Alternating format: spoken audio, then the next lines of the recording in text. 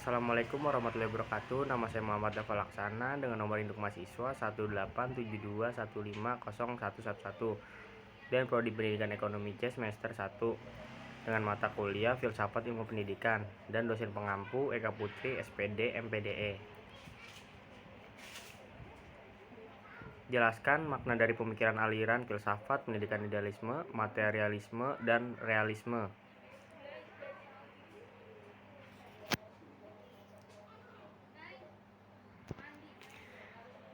A. Idealisme. Herman Homme mengatakan idealisme merupakan pandangan yang menyimpulkan bahwa alam merupakan ekspresi dari pikiran. Juga mengatakan bahwa substansi dari dunia ini adalah dari alam pikiran, serta berpandangan bahwa hal-hal yang bersifat materi dapat dijelaskan melalui jiwa. Menurut Plato, hakikat segala sesuatu tidak terletak pada yang bersifat materi atau benda, tetapi sesuatu yang ada di balik materi itu, yakni ide bersifat kekal, imaterial, dan tidak berubah. Walaupun materi hancur, ide tidak ikut musnah dalam pencarian kebenaran. Plato berpendapat bahwa kebenaran tidak dapat ditemukan dalam dunia nyata, sebab dunia nyata tidak permanen dan selalu mengalami perubahan. Artinya bahwa dunia materi bukanlah dunia yang sebenarnya, tetapi hal itu merupakan analogi atau ilusi semata yang dihasilkan oleh panca indera. B. Materialisme. Materialisme adalah suatu aliran yang memandang bahwa kebenaran itu terletak pada materi, bukan hal-hal ruh supranatural. Pada intinya, penganut materialisme adalah bersandar pada alam materi dan tidak meyakini hal-hal alam gaib. Kasar 2002 menyatakan bahwa materialisme adalah pandangan yang berisi orientasi, sikap, keyakinan, dan nilai-nilai hidup yang menekankan atau mementingkan kepemilikan barang material atau kekayaan material di atas nilai-nilai hidup lainnya, seperti berkenaan dengan hal-hal spiritual, intelektual, sosial, dan budaya. C. Realisme. Realisme berpendapat bahwa hakikat realitas adalah terdiri atas dunia fisik dan dunia rohani. Realisme membagi realitas menjadi dua bagian, yang subjek menyadari dan mengetahui di satu pihak, dan pihak lainnya adalah adanya realita di luar manusia yang dapat dijadikan sebagai objek pengetahuan manusia.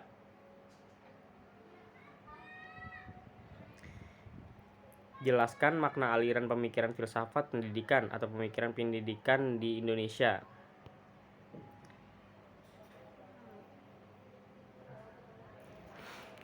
Dari pengertian pendidikan menurut para ahli dan UU SPN nomor 20 tahun 2003, dapatkah ditarik sebuah pemahaman yang luas bahwa pendidikan merupakan usaha sadar dengan seluruh daya dan upaya mewujudkan suasana belajar dan proses belajar dalam rangka memaksimalkan potensi-potensi positif manusia yang akan berguna bagi pribadi, masyarakat, maupun bangsa dan negara.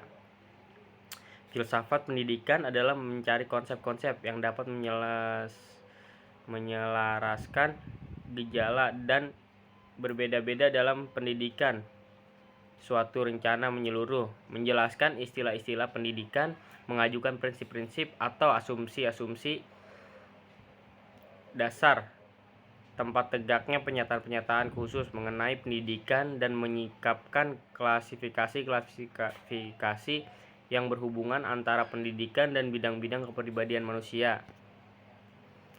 Menurut saudara,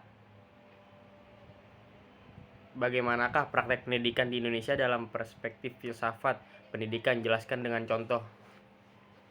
Penyelenggaraan pendidikan di Indonesia baik di dalam keluarga, sekolah, maupun dalam kehidupan masyarakat dapat diharapkan kehidupan masyarakat bisa meliputi nilai-nilai kejujuran, kebenaran, kearifan lokal, spiritual, keagamaan dalam bingkai Pancasila dan Undang-Undang Dasar 1945.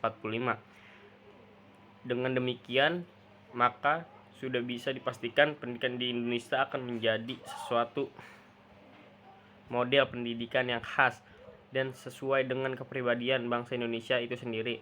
Contoh seperti selalu bersama dalam keberadaan apapun di lingkungan sekolah itu sendiri.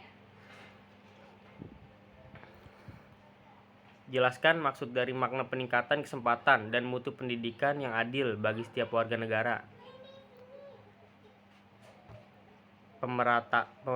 Pemerataan dan peluasan pendidikan atau biasa disebut perluasan kesempatan belajar merupakan salah satu sasaran dalam melaksanakan pembangunan nasional. Hal ini dimaksudkan agar setiap orang mempunyai kesempatan yang sama untuk memperoleh pendidikan.